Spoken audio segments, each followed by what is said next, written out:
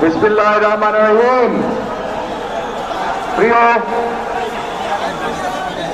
বরিশালবাসী, প্রিয় পটুখালীবাসী, বরগুনাবাসী, ভোলাবাসী,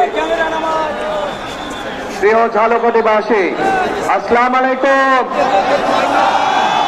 আসসালামু আলাইকুম। কেমন আছেন আপনারা? আলহামদুলিল্লাহ। প্রিয় উপস্থিতবৃন্দ, প্রিয় ভাই ও বোনেরা, আজ আমরা এখানে একত্রিত হয়েছি নির্বাচন উপলক্ষে। কোন নির্বাচন? আগামী 12 তারিখে বাংলাদেশে একটি জাতীয় নির্বাচন অনুষ্ঠিত হতে যাচ্ছে।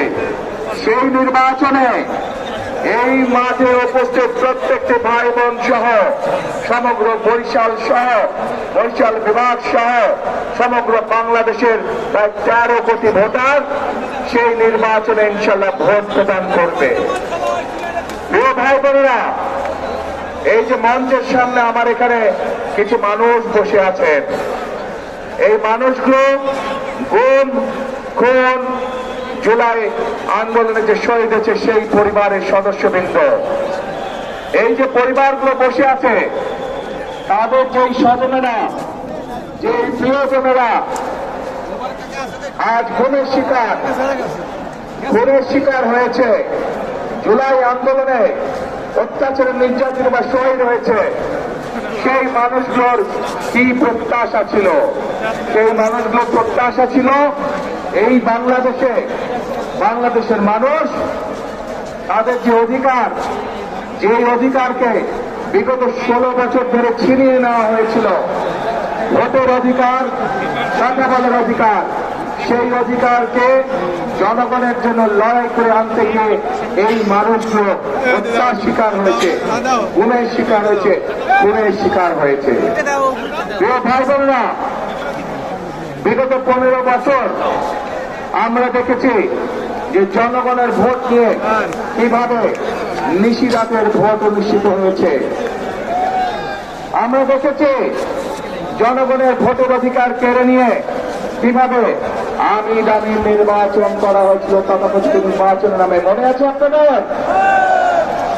কিন্তু প্রিয় ভাই বোনেরা, গত 24 সালের ছাত্র জনতার আন্দোলনের মুখে সেই আমি দামি নির্বাচনের মালিক যারা, নিশিরাতের নির্বাচনের মালিক যারা, তারা জনগণের প্রতিরোধের মুখে এই বাংলাদেশ ছেড়ে পালিয়ে যেতে বাধ্য হয়েছে। এখন এই বাংলাদেশ হচ্ছে জনগণের বাংলাদেশ। এখন এই বাংলাদেশ চলবে জনগণের রায়ের ভিত্তিতে, এবং এই জন্যই বাংলাদেশের মানুষ আগামী 12 তারিখে তাদের পছন্দসই প্রতিনিধি নির্বাচন করবে, যারা জনগণের ইচ্ছা মতন জনগণের কাছে জবাবদিহি করার মাধ্যমে ইনশাল্লাহ আগামী দিন দেশ পরিচালনা করবে। কিন্তু প্রিয় ভাই বোনেরা, 5ই আগস্টের পরবর্তীতে আমরা আশা করেছিলাম যে 5ই আগস্টের পূর্বে সেই যে স্বৈরাচার, যারা জনগণের ভোটের অধিকার, কথা বলার অধিকার কেড়ে নিয়েছিল, তারা যেই ভাষায় কথা বলতো জনগণকে, বিভিন্ন বাংলাদেশের সম্মানী গুণী মানী ব্যক্তিকে যেভাবে অপদস্থ করত, যেভাবে মানুষকে তারা ছোট করত, নিশ্চয়ই 5ই আগস্টে তাদের পালিয়ে যাবার পরে এই রীতি নিশ্চয়ই বন্ধ হয়ে গিয়েছে। কিন্তু দুঃখের সাথে আমরা খেয়াল করলাম যে এই রীতি বন্ধ হয় নাই। একটি রাজনৈতিক দল যাদের একটি অন্য পরিচয় আছে, জনগণ যাদেরকে একটি ভিন্ন পরিচয় চিনে, জনগণ তাদেরকে কি পরিচয় চিনে? গুপ্ত পরিচয় চিনে, গুপ্ত পরিচয়। আপনারা চিনেন কারা বড় গুপ্ত? বাংলাদেশের রাজনীতির কারা সে গুপ্ত? চেনেন আপনারা, আলহামদুলিল্লাহ। প্রিয় ভাই বোনেরা, বর্তমানে বাংলাদেশে এক নতুন জালেমের আবির্ভাব হয়েছে। এই গুপ্ত সংগঠনের ব্যক্তিরা নতুন জালেম রূপে আবির্ভূত হয়েছে বাংলাদেশের মানুষের কাছে। কেন? প্রিয় ভাই বোনেরা, এই বাংলাদেশে আবহমান কাল ধরে, শত হাজারো বছর ধরে এই বাংলাদেশে নারী পুরুষ সকলে মিলে মাঠে কাজ করে। বাংলাদেশে যেমন কৃষক ভাইরা কাজ করে মাঠে, একইভাবে আমরা জানি বাংলাদেশের বিভিন্ন প্রত্যন্ত অঞ্চলে কৃষাণী বোনরাও তারা মাঠে কাজ করে।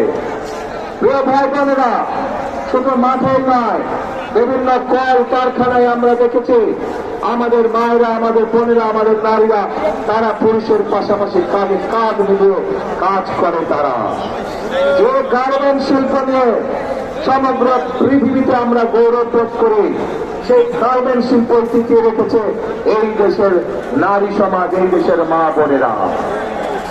প্রিয় ভাই বোনেরা, আজ আমরা অত্যন্ত কষ্টের সাথে দেখছি, অত্যন্ত ঘৃণার সাথে দেখছি এই যে নতুন জালেম, যাদেরকে মানুষ গুপ্ত হিসাবে চিনে, এই জালেমদের নেতা সে 2 দিন আগে প্রকাশ্যে বলেছে বাংলাদেশের নারীদেরকে সে একটি অত্যন্ত কলঙ্কিত শব্দ দিয়ে ব্যবহার করেছে।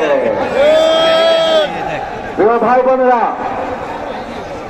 যেই ব্যক্তি বা যেই দলের তার দেশের মা বোনদের প্রতি বিন্দুমাত্র শ্রদ্ধা নেই, যেই নেতা, যেই দলের নেতা কর্মীদের নিজের দেশের মা বোনদের কষ্টের প্রতি বিন্দুমাত্র সম্মান নেই, তাদের কাছ থেকে আর চাই হোক বাংলাদেশ কখনো অগ্রগতি আশা করতে পারে না।